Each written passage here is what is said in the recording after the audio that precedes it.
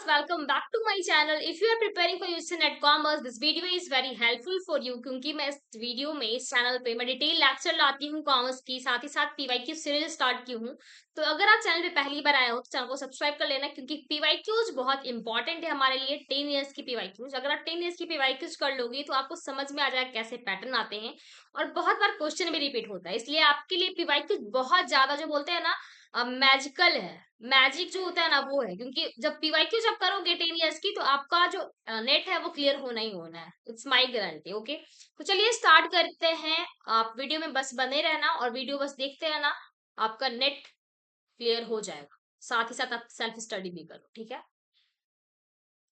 71 है, match the following. List one दिया हुआ है और लिस्ट टू दिया हुआ है। ऑपरेटिंग लीवरेज और combined leverage, earning per share, financial leverage, और लिस्ट टू में है फॉर्मूला उसका contribution by EBT, contribution by EBIT, EBIT by EBT, EAT by number of equity shares. तो क्वेश्चन जरूरी नहीं है कि ऐसे सेम आए, कभी कभी न्यूमेरिकल्स भी आ सकते हैं। तो न्यूमेरिकल्स में से भी आपको डरना नहीं है, बस आपको फॉर्मूला लर्न होगा तो आप आराम से कर लोगे। तो इसलिए फॉर्मूला आपको ध्यान रखना है।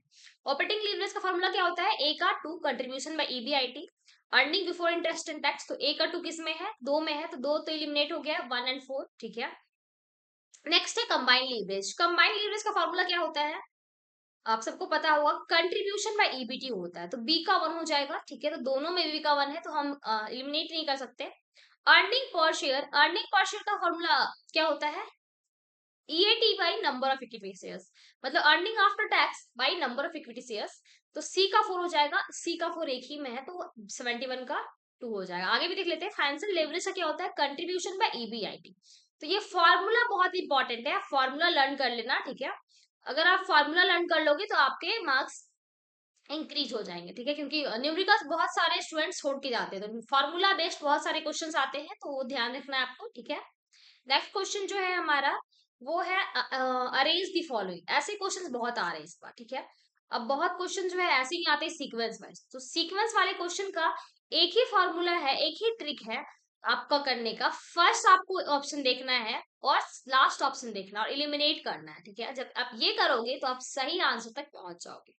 तो क्वेश्चन पढ़ते हैं। Arrange the following steps of selection process in correct order. A है हमारा सिलेक्शन टेस्ट, बी है हमारा reference and background analysis, C है प्रिलिमिनरी इंटरव्यू, डी है एम्प्लॉयमेंट इंटरव्यू, एंड ई है जॉब ऑफर।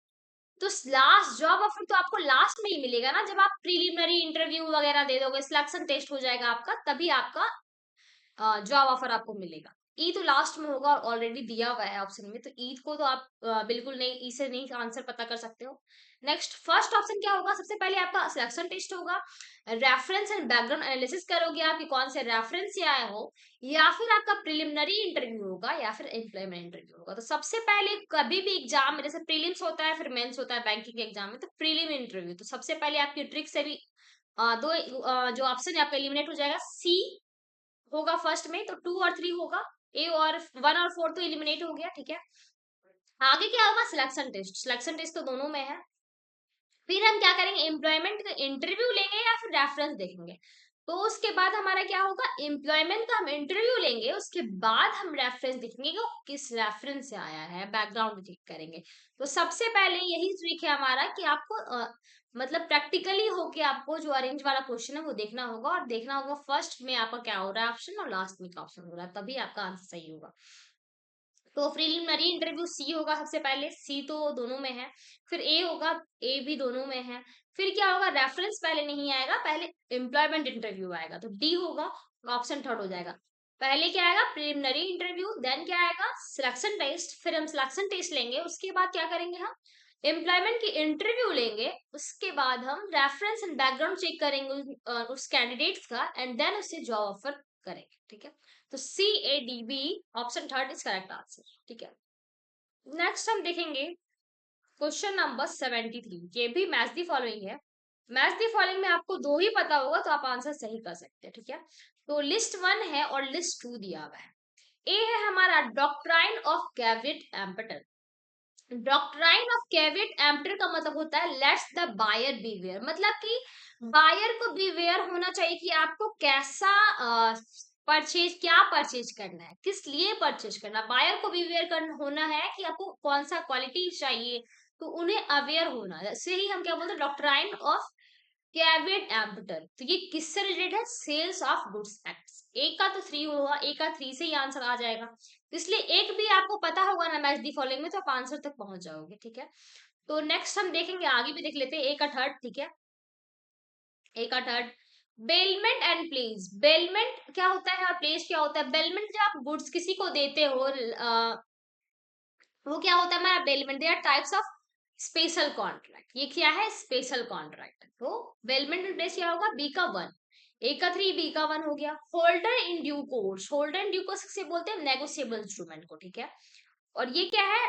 डीपीआईएन। डीपीआईएन का मतलब का डेजिग्नेशन पार्टनर आइडेंटिफिकेशन नंबर, जो किसका होता है, कितने नंबर्स होते हैं एलएलपी में, लिमिटेड लायबिलिटी पार्टनरशिप में, मिनिमम 2 होने चाहिए, तो वो किसका होता है, एलएलपी का। तो डी का 2 हो जाएगा, तो option 4 is the correct answer. ठीक है, तो ऐसे ही क्वेश्चंस आते हैं, बस आपको थोड़ा ध्यान देखना है, देना है आपको, एलिमिनेट करना है, ये सब आपको ध्यान रखना है, तो आप सही आंसर तक पहुंच जाओगे। ठीक है, नेक्स्ट ये क्वेश्चन जो है, ये आपको बिल्कुल याद करना होगा, इसके लिए कोई ऑप्शन नहीं, वो सब तो आप चलो ठीक है कर लोगे, इसके लिए कोई ऑप्शन नहीं है, आपको लर्न करना होगा। ये जो है टैक्स का क्वेश्चन है, इनकम टैक्स।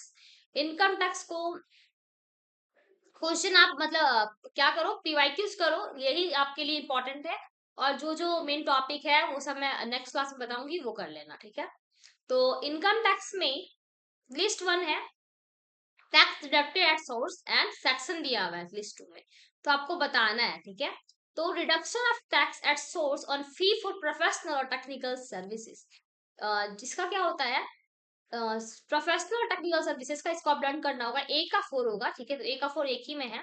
ठीक है, फिर क्या होगा, deduction of source at reduction of tax at source for payment of life insurance policy. Life insurance policy का डीए होता है। ठीक है, तो 194 डीए। ठीक है, नेक्स्ट क्या है, deduction of tax at source from winning from life lotteries और क्रॉस वर्डल पजल्स। पजल्स का क्या होता है, बी 194 बी। ये तो मुझे याद था, मैं भी अपने एग्जाम टाइम में की थी। विनर आप भी याद कर सकते हो, विनिंग एंड लॉटरीज का क्या होता है, 194 का सेक्शन 194 बी। ठीक है, और इंटरेस्ट अदर देन सिक्योरिटीज का 194 ए। पहले इंटरेस्ट आता है 194 ए, फिर आपका लॉटरी आता है 194 बी, फिर डीए में क्या आता है, लाइफ इंश्योरेंस पॉलिसी, फिर आपका आता है प्रोफेशनल सर्विसेज 194 जी। ऐसे आपको याद रखना होगा, इसका कोई ऑप्शन नहीं है कि आप कुछ ट्रिक लगा सकते हो, इसको एक ही यही तरीका कि आपको पढ़ना होगा, हमेशा आपको इनकम टैक्स का सेक्शन देखना होगा। ठीक है, जहां भी आप पढ़ते हो वहां पे लिख लो ये सेक्शंस। ठीक है, नेक्स्ट है आपका, स्टडी टेबल के सामने लगा सकते हो। नेक्स्ट है 75 number, which of the following types of audit, ये ऑडिट से रिलेटेड क्वेश्चन है। Audit report is issued when the auditors conclude that the financial statements are prepared and in all material aspects in accordance with the applicable financial reporting framework। मतलब ये बताया जा रहा है कि ऑडिट रिपोर्ट जो financial statement prepare किया गया है, वो सब कुछ देखते हुए किया गया और फाइनेंशियल रिपोर्टिंग फ्रेमवर्क के अकॉर्डिंग किया गया। मतलब क्या है, उसमें कोई भी क्वालिफाइड रिपोर्ट नहीं होगा। क्वालिफाइड रिपोर्ट का मतलब उसमें मिस स्टेटमेंट नहीं होगा। क्वालिफाइड रिपोर्ट क्या होता है, miss statement. Audit report with emphasis of matter, मतलब क्या होता है कि ऐसा कोई मैटर नहीं है कि आप मैटर दे दियो कि ये इसमें ऐसा होने वाला है। डिस्क्लेमर क्या होता है कि इस आपको पूरा स्टेटमेंट नहीं मिला है, कुछ पार्ट मिस हो गया, तो आप डिस्क्लेमर ऑफ ओपिनियन रिपोर्ट बनाते हो। ठीक है, और अनमोडिफाइड ओपिनियन रिपोर्ट क्या होता है, जैसा आप फाइनेंशियल रिपोर्टिंग लिए हो, जो भी मतलब कैंडिडेट, जो भी आपका जो आपके जो क्लाइंट्स थे उनसे जो रिपोर्ट की वो डायरेक्ट आप उन्हें रिपोर्ट कर दियो, इसलिए अनमॉडिफाइड बोला गया है। इसलिए कुछ भी आप मॉडिफाई नहीं किए हो, इसलिए इसका आंसर हो जाएगा अनमॉडिफाइड ओपिनियन रिपोर्ट, जिसमें आप क्या करते हो, accordance with applicable financial reporting framework के अकॉर्डिंग आप जो भी रिपोर्ट आपको मिला वो आप शो किए हो, that is unmodified opinion report. ठीक है, और क्वालिफाइड रिपोर्ट क्या होता है, जिसमें मिस स्टेटमेंट होता है, आप उसमें मॉडिफाई किए हो कुछ, दैट इज क्वालिफाइड। ठीक है, डिस्क्लेमर ऑफ ओपिनियन रिपोर्ट क्या होता है, डिस्क्लेमर ऑफ ओपिनियन रिपोर्ट का मतलब होता है जो सफिशिएंट नहीं होता, कुछ ना कुछ उसमें मिस स्टेटमेंट है, तो आप डिस्क्लेमर दे देते हो कि इस रिपोर्ट में कुछ ना कुछ मिस स्टेटमेंट है, कुछ मिस स्टेटमेंट नहीं मिला है, statement that is miss statement. ठीक है, नेक्स्ट क्वेश्चन है हमारा 76, an empirical test was carried out in 1951 on Hexer-Ohlin model to find out whether or not the US, which has abundant capital resources, export capital intensive goods and import labor intensive goods. मतलब Hector ऑलिन क्या बोलती है कि आपको abundant में आपके पास जो भी चीजें हैं वो आपको एक्सपोर्ट करनी चाहिए, कैपिटल इंटेंसिव गुड्स को एक्सपोर्ट करनी चाहिए, और जो लेबर इंटेंसिव गुड है इंपोर्ट करनी चाहिए.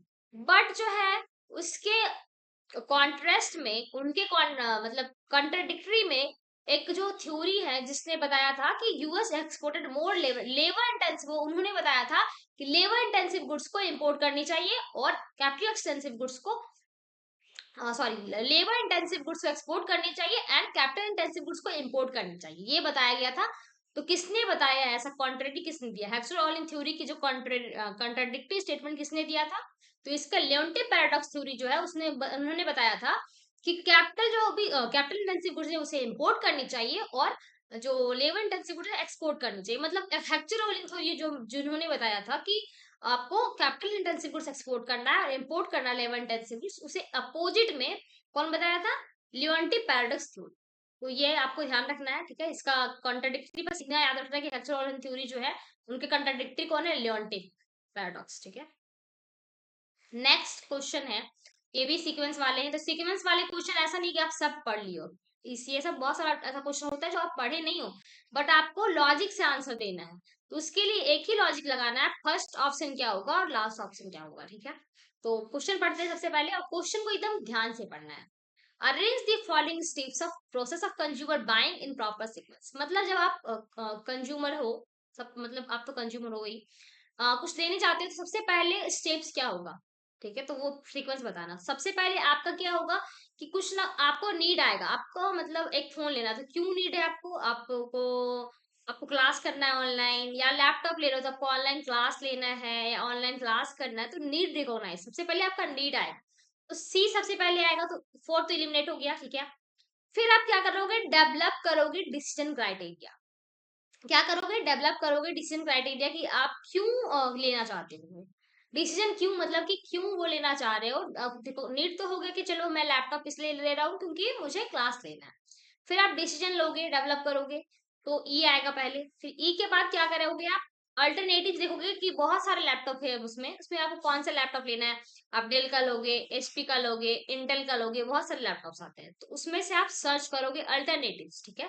That is search for alternative. उसके बाद आप क्या करोगे, इवेल्युएशन करोगे कि ये सारे जो लैपटॉप के जो ब्रांड्स हैं, लाइक डेल हो गया, एचपी हो गया, इंटेल हो गया, उसमें से आपके लिए बेस्ट कौन सा है, जो आपको आपके जैसे क्लास लेना आपको तो उसके लिए बेस्ट होगा. अगर आप गेमिंग करना है तो उसके लिए कौन सा बेस्ट होगा, तो जो बेस्ट है इवेलुएट आप इवेलुएट करोगे अल्टरनेटिव में. तो ये हो गया. उसके बाद आप क्या करोगे, डिसीजन लोगे. तो डिसीजन सब लास्ट में लोगे, तो डिसीजन तो डी सबसे लास्ट में ही है. तो सी होगा, फिर ई होगा, फिर बी होगा, फिर ए होगा, फिर डी होगा. तो हमारा करेक्ट आंसर होगा 77 का थर्ड, राइट. नेक्स्ट क्वेश्चन है हमारा, which one of the following is not a type of organisational culture. इसमें से कौन सा टाइप नहीं है ऑर्गेनाइजेशन कल्चर का. ऑर्गेनाइजेशन कल्चर का टाइप मतलब कल्चर कल्चर तो ऐसे सब में दिया हुआ है. पावर कल्चर है, पावर भी एक टाइप है कल्चर का, मतलब पावर इन्फ्लुएंस करना, रोल इन्फ्लुएंस करना, टास्क इन्फ्लुएंस करना, पर ऐसा कोई टाइप नहीं है नॉन ऑन्टरप्रेन्योरल कल्चर. तो ये नहीं है टाइप, तो ये आपको ध्यान रखना है. 78 का क्या होगा, वन. नॉन एंटरप्रेन्योरल कल्चर ऐसा कोई टाइप नहीं ऑर्गेनाइजेशनल कल्चर का, तो this is the correct answer. Okay. Next question है हमारा, नॉर्मल डिस्ट्रीब्यूशन की प्रॉपर्टीज से. प्रॉपर्टीज आपने पढ़ा होगा. नॉर्मल डिस्ट्रीब्यूशन फिगर कैसा होता है, ऐसा होता है, ठीक है. बेल शेप कर्व होता है, और क्या होता है हमारा, ये जो है, ये जो कर्व है वो यूनी मॉडल होता है. क्या होता है हमारा कर्व, यूनी मॉडल होता है, और कर्व किस शेप में होता है, बेल शेप का होता है. इस टाइप का घंटी जैसा होता है, ठीक है. और ये एसिम्प्टोटिक होता है. एसिम्प्टोटिक हम क्यों बोलते हैं, दो होता है, ठीक है. ये फिगर अच्छे से नहीं बन रहा है लेकिन मैं बता देती हूँ ऐसे ही, ठीक है. तो ये है ना, ऐसा कुछ फिगर होता है. ये क्या है, कभी हमारा लाइन जो है टच नहीं हो रहा है, ये लाइन टच नहीं होता, इसे हम क्या बोलते हैं, एसिम्प्टोटिक। ठीक है, दोनों जो टेल है वो हमारा टच नहीं होता, ये क्या है, यूनी मॉडल कर्व है। नॉर्मल डिस्ट्रीब्यूशन के कौन कौन सी प्रॉपर्टीज है, normal curve approach the axis asymptotic as we proceed in either direction away from the beam. तो एसिम्प्टोटिक होता है क्योंकि ये जो दोनों टेल है वो टच नहीं होता, इसलिए एसिम्प्टोटिक बोलते हैं हम। तो ए तो होगा ही होगा ऑप्शन में, तो दो तो एलिमिनेट हो गया, 2 और 3 तो होगा नहीं। Normal curve has point of inflection of mean plus minus 2 understand standard deviation. तो 2 नहीं होता यहाँ पे, 1 होगा, 1 अगर होता तो सही होता, तो इसलिए बी तो नहीं होगा, बी को एलिमिनेट करते ही हमारा आंसर आ जाएगा, तो ए सी ई होगा आंसर। आगे भी देख लेते हैं, irrespective of the shape the total area of the normal curve above the horizontal is equal to 1। तो ऐसा ही होता है, शेप जो है नॉर्मल कर्व का इंटरसेस होता है और एक एलवेज इक्वल टू 1 होता है। ठीक है, about 68.27% total area under the normal curve is mu minus 2 standard deviation। 2 standard deviation नहीं होता, 1 standard deviation होता है, तो इसलिए ये भी गलत हो गया इस स्टेटमेंट के कारण, तो डी तो होगा ही नहीं। डी को एलिमिनेट करेंगे हम, डी कहाँ कहाँ है, 2 में है, थर्ड में है, तो नहीं होगा। नॉर्मल डिस्ट्रीब्यूशन जो है यूनी मॉडल होता है, यस यूनी मॉडल होता है, इस ये बेल सेफ कब होता है, तो A C E is the correct answer. तो 79 का क्या होगा, 4 option A C E. Asymptotic होता है, यूनी मॉडल होता है, mean is equal to median is equal to mode होता है। ठीक है, तो ये सारे इसके प्रॉपर्टीज है, आपको ध्यान रखना है, ये सारे प्रॉपर्टीज एग्जाम में बहुत बार आए हुए हैं। ठीक है, नेक्स्ट क्वेश्चन है आपका न्यूमेरिकल्स है, कार्ल पियर्सन मेथड। ठीक है, कार्ल पियर्सन मेथड है, coefficient of skewness for a distribution having mean 6.82 दिया हुआ है, मीडियन 6.8 दिया हुआ है, स्टैंडर्ड डेविएशन दिया हुआ 1.4। तो इसका फॉर्मूला लगाना है आपको, स्क्यूनेस का फॉर्मूला क्या होता है कोएफिशिएंट का, 3 mean minus median, 3 mean minus median by standard deviation. ठीक है, बाय स्टैंडर्ड डेविएशन होता है हमारा, अच्छे से वर्क नहीं कर रहा है माउस, तो 3 क्या है, 3 इंटू 6.82 माइनस,